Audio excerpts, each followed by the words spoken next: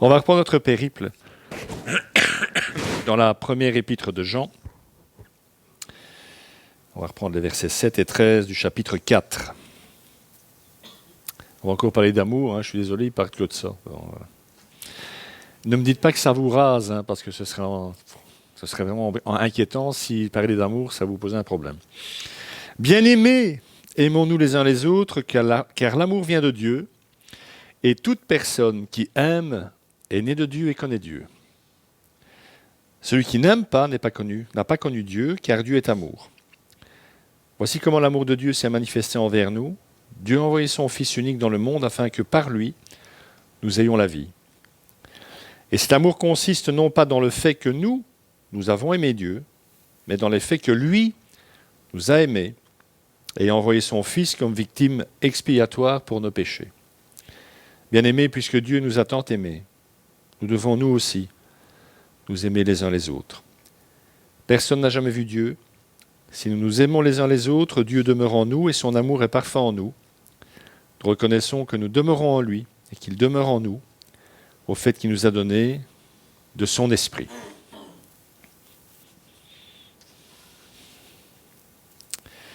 Une histoire concernant l'apôtre Jean est rapportée par Jérôme, un père de l'Église du IVe siècle, si je ne me trompe pas, raconte qu'à la fin de sa vie, Jean devait être porté pour participer aux rencontres de l'église d'Éphèse dont il était un des responsables et qu'il ne pouvait quasi plus parler. Et sa parole étant difficile, il se contentait, si je puis dire, de répéter encore et encore « Aimez-vous les uns les autres, aimez-vous les uns les autres ». Alors certains frères, un peu lassés par cette litanie, parce qu'il se répétait, lui firent la remarque justement qu'il répétait toujours la même chose. Ce à quoi Jean aurait répliqué « C'est le commandement du Seigneur, et s'il était le seul qu'on observât, cela suffirait. » Saint-Augustin lui fait écho au travers de ces lignes devenues célèbres et qui résument bien les choses, me semble-t-il. Une fois pour toutes, il t'est imposé un court précepte, un court commandement si vous préférez. Aime et fais ce que tu veux. Si tu te tais, toi par amour. Si tu parles, parle par amour. Si tu corriges, corrige par amour. Si tu pardonnes, pardonne par amour. Qu'il y ait au fond de toi la racine de l'amour, puisque d'une telle racine ne peut germer que du bien. C'est aussi un très bon résumé de la vie chrétienne, je trouve.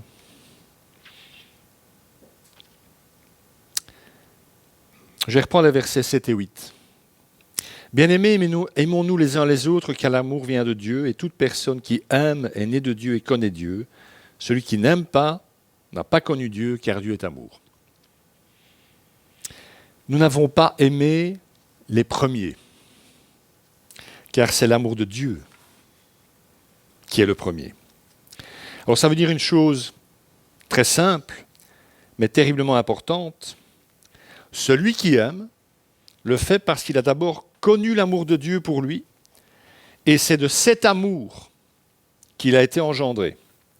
Rappelez-vous ce que Jean, dans son évangile, cette fois-ci, dit, car Dieu a tant aimé le monde qu'il a donné son Fils unique. C'est cet amour-là qui donne la vie, qui nous donne la vie et la capacité d'aimer. De là le vocable employé par Jean pour s'adresser à ses frères et sœurs. Bien-aimés, alors ils sont bien-aimés de Jean, ça, il faut peut-être l'espérer, mais ils sont surtout et d'abord bien-aimés de Dieu.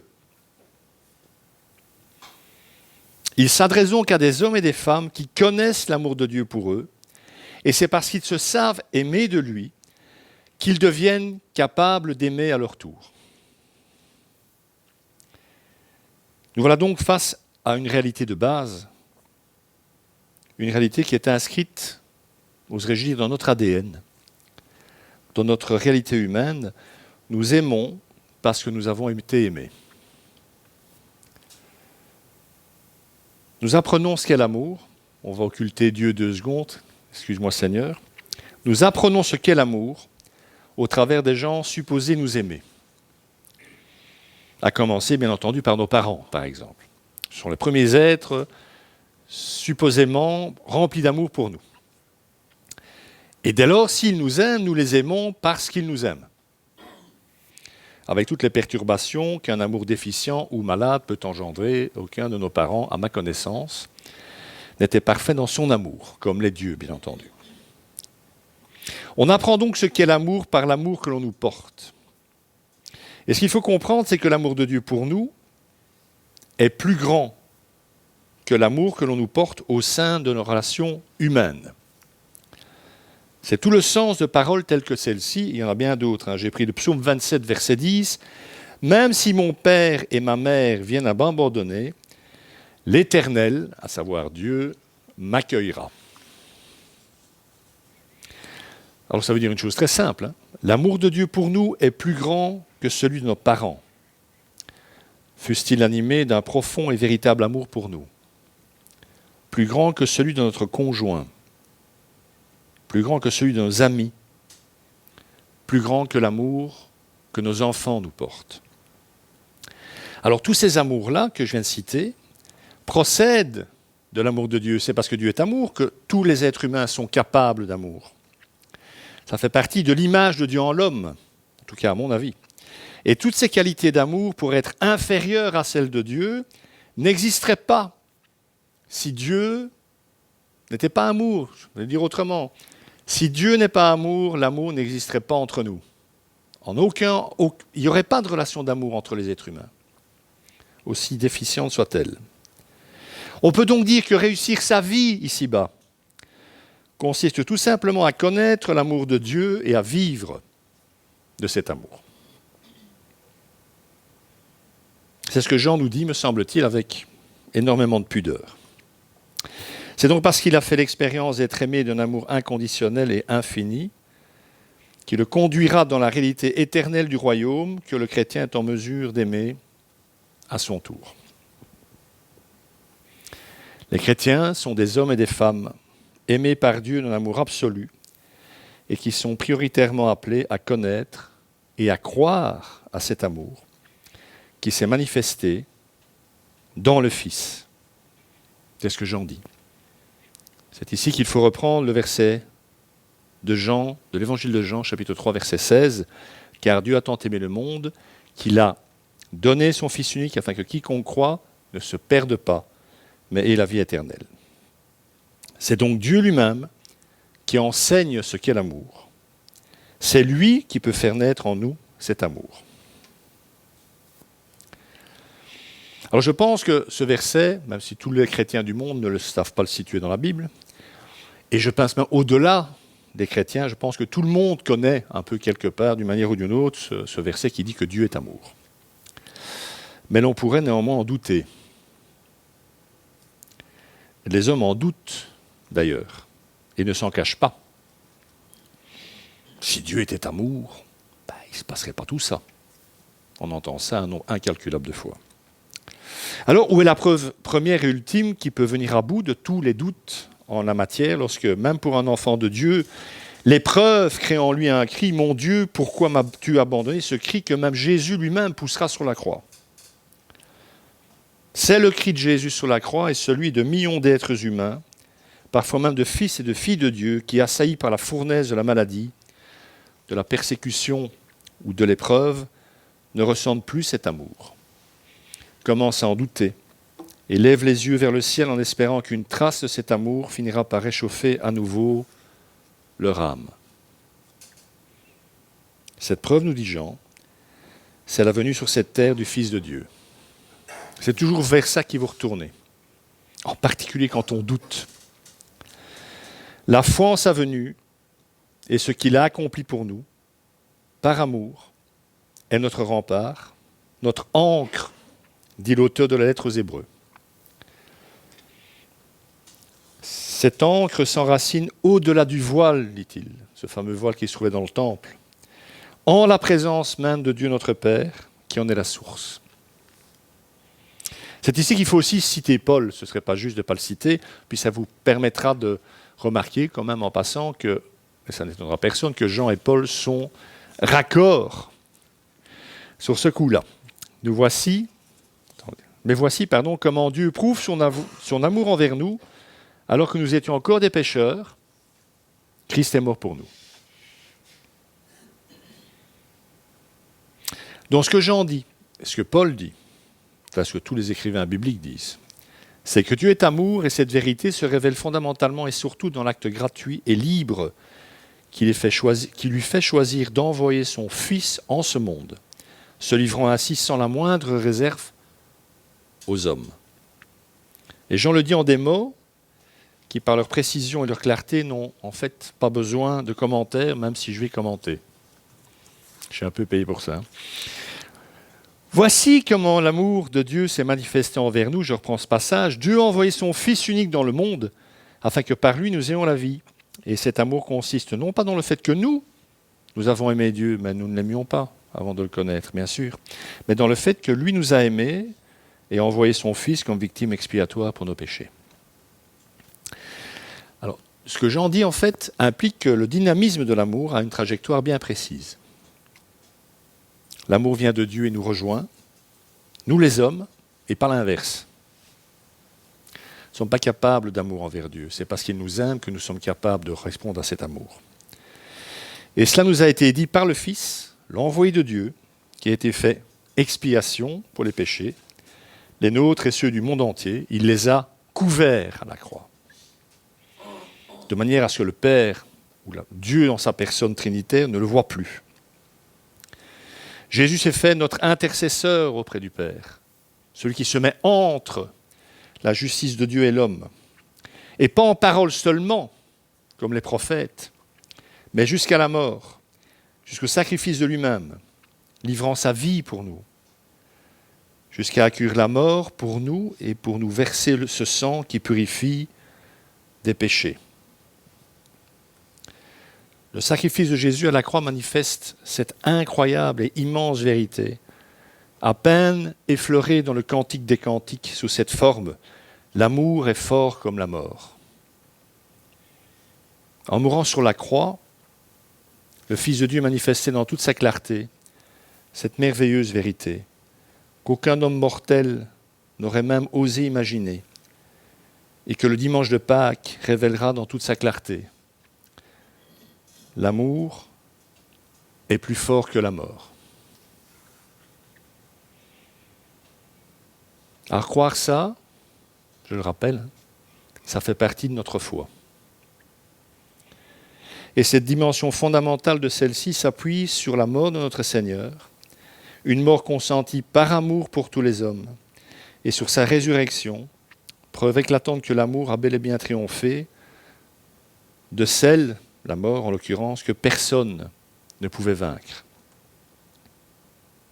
Et pour ceux qui peut-être penseraient que ce fut facile pour le Père d'offrir son Fils en rançon pour nous, car Dieu n'est pas un homme qui souffre, ou que Dieu n'est pas un homme pour souffrir, on a entendu ça, même dans la bouche de certains théologiens.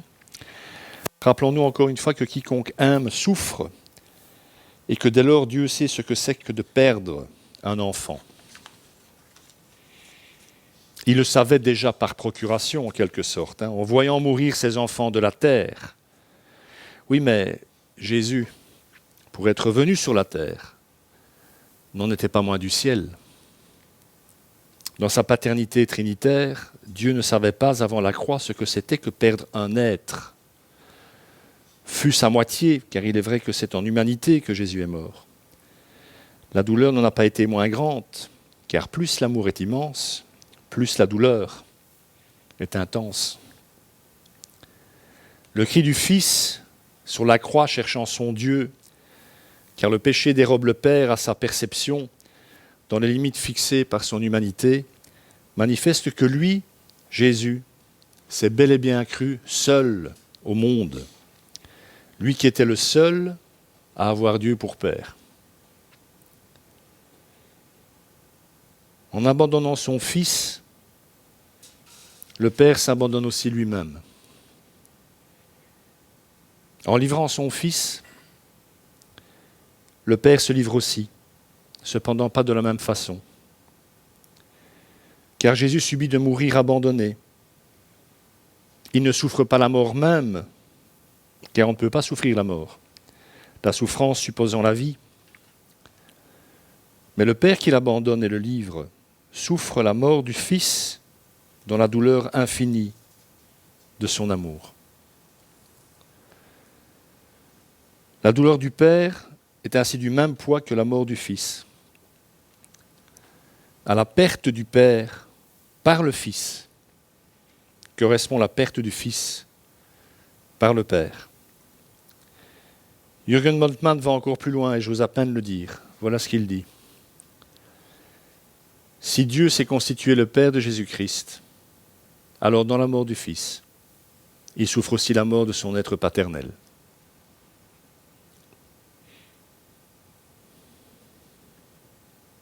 Sur la croix, le Fils était seul, alors qu'au ciel, le Père étreignait son Fils et le mouillait de ses larmes. Je n'irai pas plus loin, en tout cas pas sur ce sujet. J'ai déjà été trop loin sans doute. Comment parler de l'inimaginable, de l'amour du Père pour son Fils,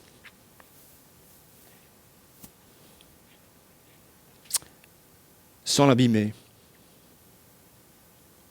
sans le réduire, sans le trahir. Qu'il nous suffise de savoir qu'il nous aime du même amour grâce à Jésus. Et qu'on se souvienne simplement qu'à la croix a eu lieu ce qu'Abraham n'eut pas à faire à son fils Isaac. Comprenez à présent pourquoi on ne peut pas comprendre la Trinité de Dieu si on ne comprend pas son amour. On entre en Trinité et elle devient vraie dans notre vie quotidienne. Elle ne devient vraie dans notre vie quotidienne. Elle ne change quelque chose à notre vie que si l'on s'ouvre à l'amour.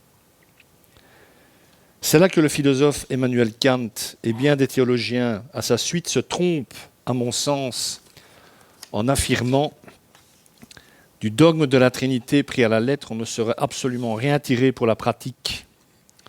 Une telle croyance, parce qu'elle ne forme pas un homme meilleur, ni n'en prouve l'existence, ne fait pas du tout partie de la religion. Autrement dit, je traduis, puisque la Trinité ne change rien pratiquement, qu'on ne peut rien en faire dans la pratique, elle ne sert à rien, on ne devrait même plus en parler. Alors Kant a raison, car il fait cette réflexion en rapport avec la pratique de l'Église de son temps, et peut-être même d'aujourd'hui, pour qui la Trinité ne sort jamais des cantiques et de la liturgie. Mais fondamentalement, il a tort, puisque la Trinité porte en son sein l'amour dont le salut de l'homme dépend, et la possibilité pour la communauté chrétienne d'incarner l'être de Dieu en aimant comme lui. C'est ici qu'il faut glisser cette remarque du théologien catholique Héribert Mullen. C'est un moment de lui en vouloir pour l'appeler Héribert. Ce ne sont pas les rares formules trinitaires du Nouveau Testament, mais le témoignage global de la croix, qui est le fondement scripturaire de la foi chrétienne au Dieu Trinité. Et l'expression la plus concise de la Trinité est l'acte divin de la croix, dans lequel le Père laisse le Fils s'offrir par l'Esprit.